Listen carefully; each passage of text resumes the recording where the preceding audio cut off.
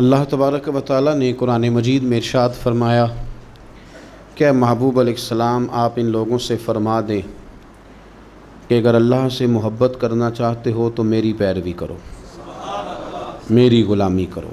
قل ان کنتم تحبون اللہ فاتبعونی، آپ فرما دیں کہ اگر اللہ سے محبت کرنا چاہتے ہو تو میری پیروی کرو، یحببکم اللہ، اللہ تمہیں اپنا محبوب بنا لے گا۔ حضور نبی پاک صلی اللہ علیہ وسلم کی غلامی، حضور کی پیروی، نبی پاک کی محبت، سرور کائنات علیہ السلام کے دروازے کی گداگری، حضور کے درویزہ گر بن جانے سے، ثنا خواں بن جانے سے، نعت خواں بن جانے سے، نبی پاک صلی اللہ علیہ وسلم کے دین کے چوکیدار بن جانے سے، حضور کے دین کے طالب علم بن جانے سے، نبی پاک علیہ السلام کی اتباع کا سفر کرنے سے، حضور کی حدیث کا ذوق پیدا کرنے سے، بس کسی بھی طریقے سے نبی پاک سے بندہ جڑ کے حضور کی پیروی میں آ جائے، رب کا محبوب بن جاتا ہے۔ ایک بات اچھی طرح اپنے ذہن میں بٹھا لیں کہ اسلام بالکل فطرتی مذہب ہے، جبراً ہم سے کام نہیں کراتا۔ دل اللہ تعالیٰ کے دست قدرت میں ہے، رب چاہتا تو ہر کافر کا دل اسلام کی طرف موڑ دیتا، پابند کر دیا جاتا کہ اگر تم دین قبول کرو گے، دین پر عمل کرو گے تو فلاں فلاں چیز ملے گی، ورنہ نہیں ملے گی۔ آ جاتے لوگ پھر بھی، لیکن دین کی سب سے مضبوط گرہ محبت ہے۔ رب کہتا ہے تم اس طرح کرو، آؤ نا تو اللہ سے بھی پیار کرو، اور رب فرماتا ہے پھر میرے محبوب سے بھی پیار کرو، مجھ سے اور میرے نبی سے محبت کرتے ہوئے آؤ، پیار ہو تمہیں، تم عقیدت کے ساتھ آؤ، تمہارے دل مائل ہوں، تمہاری طبیعت مائل ہو، تمہارا ذوق ہو، طبیعت ہو۔ دیکھیں اور بات کو سمجھیں، ایمان کی تکمیل کے لیے نبی پاک علیہ السلام نے جو زاویہ دیا وہ دیا کہ تم ہر چیز سے بڑھ کے مجھ سے پیار کرو گے تو ایمان مکمل ہوگا۔ کاش کبھی ہم اس حدیث کی گہرائی میں اتر کر، بڑی معروف ہے، سب کو آتی ہے، لیکن کبھی اتر کر دیکھیں کہ تکمیل ایمان حضور کی محبت کیوں قرار پایا۔ اگر آپ بغیر محبت کے حضور کی طرف بڑھ رہے ہیں اور بغیر محبت کے دین کی طرف بڑھ رہے ہیں تو ہو سکتا ہے کہیں آپ محسوس کریں کہ میں مجبور کر دیا گیا ہوں، کہیں آپ محسوس کریں کہ مجھے اپنے آپ پر جبر کرنا پڑ رہا ہے، لیکن جب محبت ہو جاتی ہے تو محبت محبوب کی طرف کھینچتی ہے۔ محبت زبان پر محبوب کا نام جاری کرا دیتی ہے، محبت محبوب کے تذکرے پر بندے کو لگا دیتی ہے، ذوق بن جاتا ہے، شوق بن جاتا ہے، توانائی پیدا ہو جاتی ہے جذبات میں۔ پھر الفاظ کا ہجوم پاس نہ بھی ہو تو جذباتی الفاظ بن جاتے ہیں، پھر ترنم نہ بھی پوری ہو تو انسان کا ذوق ہی اس کے لفظ بن کے حضور کی نعت بن جاتے ہیں۔ شرط یہ ہے کہ محبت ہو۔ پھر ایک اور زاویے سے حضور نے اس بات کو سمجھایا، بخاری مسلم میں موجود ہے، فرمایا اگر تم چاہتے ہو نا کہ تمہیں ایمان کا ذائقہ ملے، ایک روٹی پیٹ بھرنے کے لیے ہوتی ہے، ایک روٹی مزیدار ہوتی ہے۔ پیٹ بھرنے والی روٹی بھی بندہ مجبور ہو تو کھا کے گزارا کر ہی لیتا ہے، لیکن ایک روٹی اس طرح کی آتی ہے کہ سالن سامنے آتے ہی آنکھوں میں خوشی آ جاتی ہے، میری مرضی کا آ گیا بھائی، یہ تو میری پسندیدہ ہے۔ پھر بندہ کھاتا ہے تو کھاتے اس کا چہرہ بتاتا ہے۔ تو ایک ہے کھانا، ایک ہے ذوق سے مزے کا کھانا، ایک ہے مومن ہونا، اور ایک ہے کہ مزہ آ جانا کہ اللہ کا شکر ہے میں مومن ہوں، یعنی مومن ہونے کا مزہ آ جانا، ذائقہ نصیب ہو جانا، لطف نصیب ہونا کہ میں مومن ہوں۔ حضور نے فرمایا تو تین چیزیں پیدا کر، تجھے اللہ ایمان کا ذائقہ عطا کر دے گا۔ ذائقہ ایمان یعنی مومن ہونے کا بھی مزہ، مسلمان ہونے کا بھی مزہ، ذائقہ ملے گا۔ وہ کیا؟ بخاری مسلم میں حدیث ہے، فرماتے ہیں تین چیزیں پیدا کر، ایک تو ہر چیز سے بڑھ کر رب رسول سے پیار کر، سامنے رکھنا، اپنے سامنے رکھ، سامنے رکھ اولاد کو بھی، مال کو بھی، اپنے اقتدار کو بھی، کرسی کو بھی، شہرت کو بھی، یہ بتا کہ یہ چیزیں پیاری ہیں، یا دو قدم آگے بڑھ کے تجھے اللہ رسول پیارے ہیں۔ ہم تو تجربہ نہیں کرتے، لیکن حضرت عمر گھر سے تجربہ کر کے آئے تھے۔ انہوں نے آگے کہا یا رسول اللہ صلی اللہ علیہ وسلم، مجھے ہر چیز سے بڑھ کر آپ پیارے ہیں، پر مجھے جان زیادہ پیاری آپ سے، کیونکہ وہ سچ بولتے تھے نا، سچے لوگ تھے، دیانتدار، صاف کا۔ یا رسول اللہ صلی اللہ علیہ وسلم میں سوالی بن کے آیا ہوں، حضور یہ مجھے جان آپ سے زیادہ پیاری ہے۔ تو حضور نے سینے پہ ہاتھ مارا، فرمایا ابھی ایمان مکمل نہیں ہوا۔ فوراً حضرت عمر بولے کہ یا رسول اللہ حکم کریں، بات بدل گئی ہے، اب آپ مجھے میری جان سے بھی زیادہ پیارے ہو گئے۔ فرمایا اب ایمان مکمل ہو گیا۔ ایک تو حضور نے فرمایا کہ ہر چیز سے بڑھ کر رب رسول سے پیار کرو، اور دوسرا نبی پاک نے فرمایا جس سے بھی پیار کرو اللہ رسول کے لیے ہی کرو۔ انہی محبتوں کا مرکز رب رسول ہوں۔ یہ سیاسی وابستگیاں، منہ رکھنے کے لیے تعلقات، ضرورت پڑی تو بندہ کام آ جائے گا، چونکہ میری مجبوری ہے، چونکہ مجھے ضرورت ہے، یہ بیچ میں سے نکال دو۔ خالص اللہ کے لیے کسی سے پیار کرو، مزہ آئے گا ایماندار ہونے کا۔ اور تیسرا حضور نے فرمایا کفر میں جانا تمہیں اتنا ناپسند ہو جتنا آگ میں جانا ناپسند ہے، پھر تمہیں ایماندار ہونے کا مزہ آئے گا، سرور آئے گا۔ اور جب ایماندار ہونے کا سرور آئے گا پھر انشاءاللہ نماز پڑھنے کا بھی آئے گا، پھر قرآن پڑھنے کا بھی آئے گا، پھر سنت پر عمل کا بھی آئے گا، خدمت دین کا بھی آئے گا۔ آپ جب یہ چیزیں پیدا کر لیتے ہیں، حضور کی محبت اپنی طبیعت میں ڈھال لیتے ہیں، پھر کوئی چیز خشک نہیں رہ جاتی۔ ہمارا یہ مسئلہ بن گیا کہ ہم نہ ہر چیز اجتماعی کے قائل ہوتے جا رہے ہیں، ادھر ساری دنیا جائے گی میں بھی ادھر جاؤں گا، تو یہ کوئی کمال تو نہیں نا۔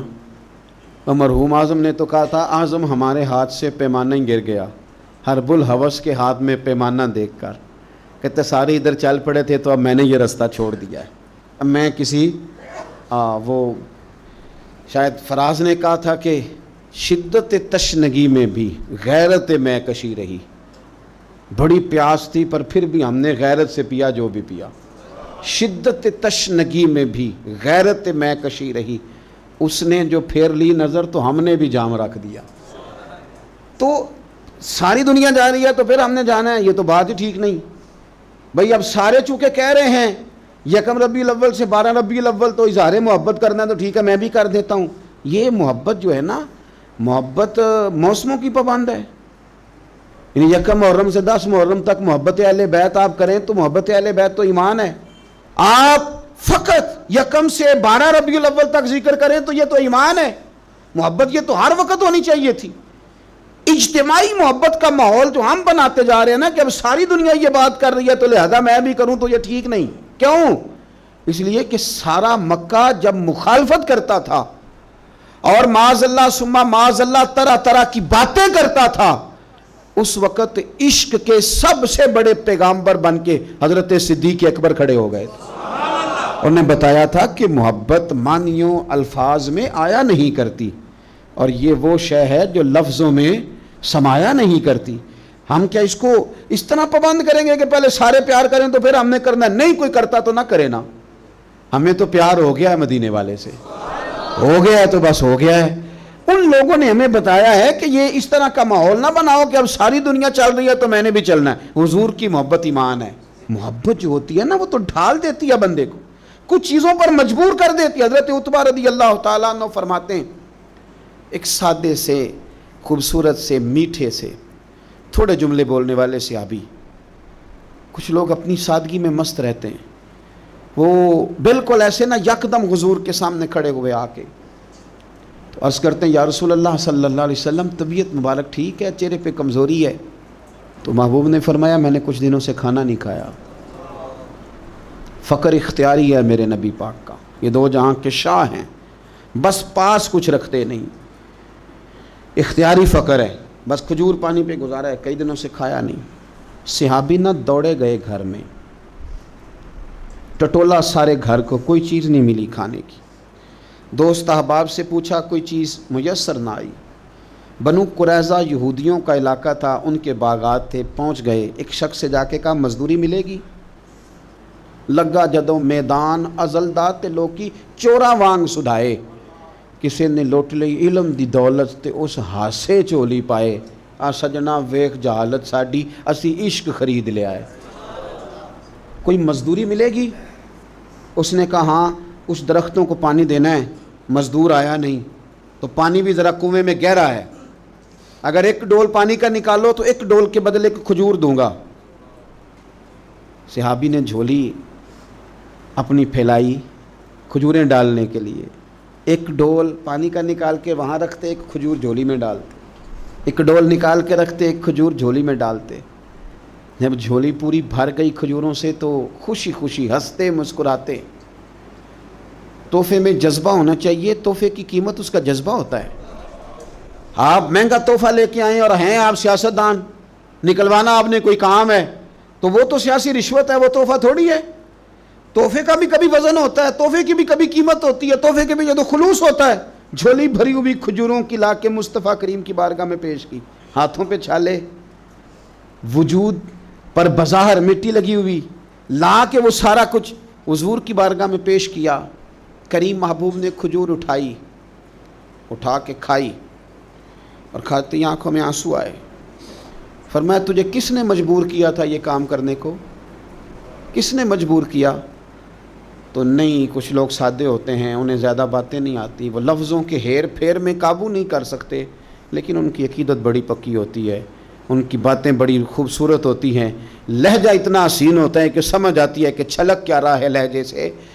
کس چیز نے مجبور کیا؟ تو لمبی بات کوئی نہیں کی، کہنے لگے حضور سادی سی بات ہے، ہمیں کون مجبور کر سکتا ہے، ہمیں تو آپ کی محبت نے ہی مجبور کیا ہے.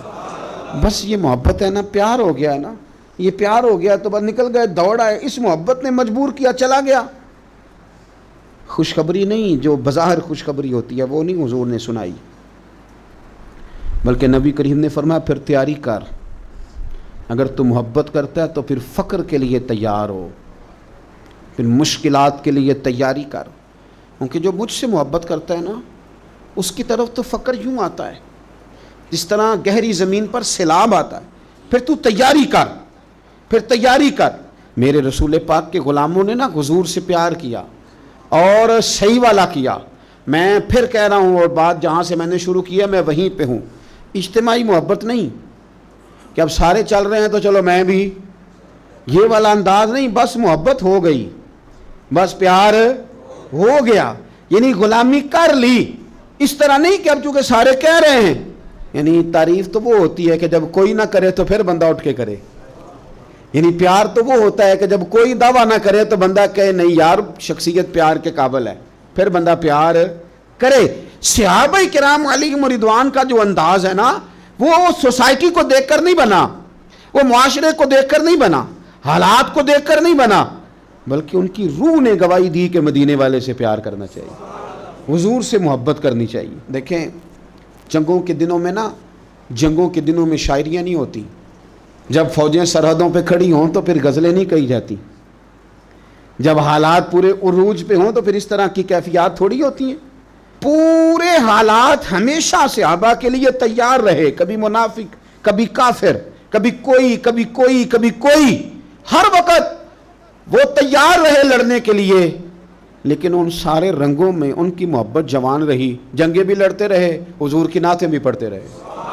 منافقوں کے ساتھ ان کے معاملات بھی چلتے رہے اور نبی پاک کی تعریفیں بھی ہوتی رہیں، جنگوں کے تبصرے بھی ہوتے رہے، لیکن بیٹھ کے نہ تو حضور کے حسن کا ذکر بھی ہوتا رہا. ایک صحابی نے کہا کہ نبی پاک علیہ السلام کا چہرہ نور تلوار کی طرح روشن تھا نا.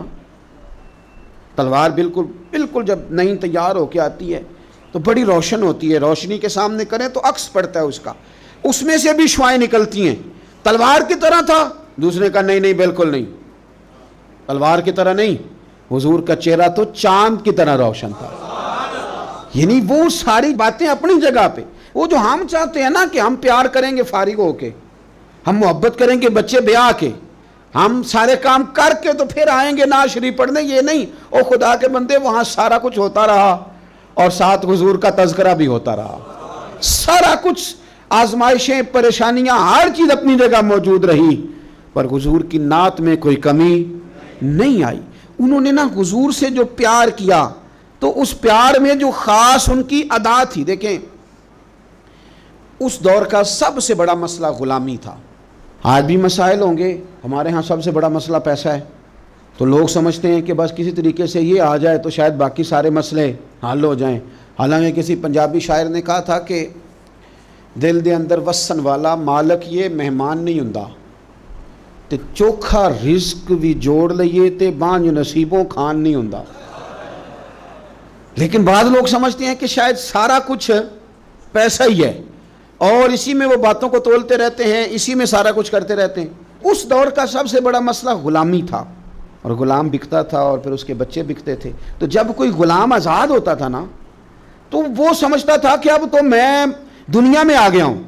آزادی ایک بہت بڑی نعمت ہے، بہت بڑی نعمت. بندہ جب آزادانہ گھومتا ہے نا، دیر کے بعد ایک قول پڑھا حضرت علی کا، شاید پہلے پڑھ لیتے تو کچھ سوچیں اور ہوتی. آپ نے فرمایا تھا اسے مبارک ہو جسے تھوڑے لوگ جانتے ہیں، اسے مبارک ہو. ایک وقت ایسا آتا ہے کہ انسان تو اپنی مرضی سے اپنے دوستوں کے پاس بھی نہیں بیٹھ پاتا، وہ تو اپنی مرضی سے گھوم پھر بھی نہیں سکتا، ایسے حالات اس پر آتے ہیں. آزادی ایک بہت بڑی نعمت ہے زندگی میں، اسے سمجھیں. تو اہل عرب کے ہاں غلام کا آزاد ہونا اتنی بڑی نعمت تھی کہ وہ بندہ سمجھتا تھا دنیا میں ہی آ جایا ہوں. حضرت زید بن حارثہ نبی پاک کے غلام ہیں. بچپن میں کسی نے اغوا کیا، مکے لا کے بیچا، اور پھر حضرت خدیجہ الکبریٰ رضی اللہ تعالی عنہا کے ذریعے حضور کی بارگاہ تک آ گئے. ان کے والد اور چچا اور ایک روایت میں ان کا بھائی پیسے لے کے حضور کی بارگاہ میں آئے. کہا ہمارا بیٹا آپ کے پاس ہے، یہ پیسے لے لیں، ہمیں دے دیں، ہم نے لے کے جانا ہے.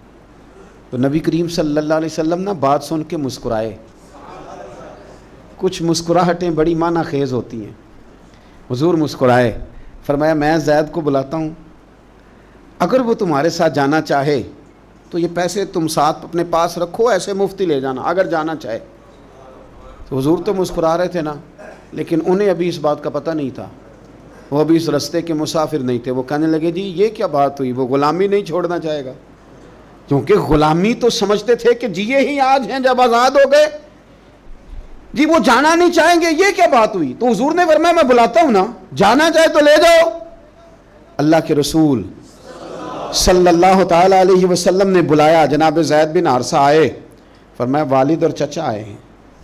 یہاں ایک روایت میں تمہارے بھائی آئے ہیں. دوڑ کے گئے، بڑے زمانے سے ملے ہوئے تھے، بڑا روئے، بڑا پیار، بڑی باتیں. بیٹا تیری ماں یاد کرتی ہے، تیری بہنیں بلاتی ہیں. تیاری ہو گئی. اب جب تھوڑا سنبھلے نا تو حضور نے دھیمے لہجے میں کہا زید یہ تمہیں لینے آئے ہیں، اگر تم جانا چاہو تو میری طرف سے پابندی کوئی نہیں. کون نہیں گھر جانا چاہتا، کون نہیں آرام کرنا چاہتا. 2-3 دن بندہ باہر رہے نا، وہ گھر لوٹ کے آئے تو اس کا دل کرتا ہے کہ آج نیند سکون کی آئے گی. ہم گھومتے ہیں پاکستان میں تو لوگ کہتے ہیں رات رہ جاؤ، زیادہ اصرار کریں تو پھر میں کہتا ہوں یار اپنے بیڈ پہ ہی نیند آتی ہے، تمہیں کیا بتائیں. گھر کون نہیں جانا چاہتا، اپنے بہن بھائیوں سے کون نہیں ملنا چاہتا. قرار ہی سارا وہاں ہے، سکون اور راحت ہی وہاں ہے. اس کی تو خواب کبھی آ جائے بندے کو اپنے گھر کی تو وہ خواب بڑی تسلی دے جاتی ہے. تو حضرت زید سے حضور نے فرمایا جانا چاہو تو چچا کا تو خیال تھا نا کہ یہ دوڑ لگا دے گا، یہ بھاگ جائے گا. گھر قریب آتا ہے تو حضور بھی سواریاں، مدینہ قریب آتا تو تیز کر دیا کرتے تھے، تو یہ تو دوڑے گا. لیکن جب کہا نا جانا چاہو تو چلے جاؤ، تو حضرت زید دور کھڑے تھے، دوڑ کے آ کے حضور کے پیروں میں بیٹھ گئے. کہنے لگے سونے ہاں اماں بڑا پیار کرتی ہے، بہنیں انتظار کر رہی ہیں، پر آپ کو چھوڑ کے کون جائے. حضور آپ کو چھوڑ کے چلا جاؤں، یعنی آپ کو چھوڑ کے. بولے بریلی کے امام، کہنے لگے تیرے قدموں میں جو ہے غیر کا منہ کیا دیکھیں. تیرے قدموں میں جو ہیں، تیرے قدموں میں جو ہیں، تیرے قدموں میں جو ہیں وہ غیر کا منہ کیا دیکھیں. کون نظروں پہ چڑھے دیکھ کے طلبہ تیرا، اور فرمانے لگے تیرے ٹکڑوں پہ پلوں، مجھے غیر کی ٹھوکر پہ نہ ڈال، میں جھڑکیاں کھاؤں کہاں چھوڑ کے صدقہ تیرا. حضور یہی رہنا ہے، یہی رہنا ہے. ہمیں کوئی آزادی نہیں چاہیے، کوئی آزادی نہیں. یہ غلامی کئی آزادیوں پہ قربان کی. جب پیار ہو گیا، جب محبت ہو گئی تو انداز بدل گئے، طریقے بدل گئے. ہم نہ خشک ہو کے آئے ہیں دین میں، خشک ہو کے. میں بڑے درد سے کہتا ہوں، نعت خوانوں سے کہتا رہتا ہوں، اپنی بھی اصلاح کرتا رہتا ہوں، ان سے کہتا ہوں ہمیں بھی کوئی مشورہ دو.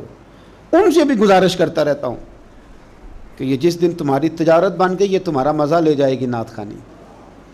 یہ دین جس دن بھی تھوڑا سا کاروبار بن جاتا ہے، مزہ خراب کر دیتا ہے، ذائقہ خراب ہو جاتا ہے. اس لیے کہ پورے سالن میں اتنی سی بھی گرد پڑ جائے نا پوری دیگ میں تو سارے کا ذائقہ لے جاتی. اگر حضور سے خالص پیار کریں گے، خالص محبت کریں گے، تو وہ جو ذائقہ ہے نا، وہ جو حسن ہے، وہ آخری دن تک قائم رہے گا، آخری دن تک وہ ذائقہ لیے پھرے گا انسان کو، وہ زندگی کو تازہ رکھے گا، طبیعت کو تازہ رکھے گا، مزاج کو ٹھنڈا رکھے گا، قرار دے گا آپ کو، آپ سکون میں رہیں گے۔ حضور سے محبت کریں اور اپنا ذوق بنائیں، سیرت پڑھیں، ایسے لوگوں کی بات سنیں، ایسے لوگوں کی نعت سنیں جو حضور کی تعریف کرتے ہیں، تاکہ ہمارے دلوں میں حضور کا پیار بیٹھے۔ ایسی مجالس میں جائیں جہاں حضور کا ادب، تعظیم، توقیر، نعت سکھائی جاتی۔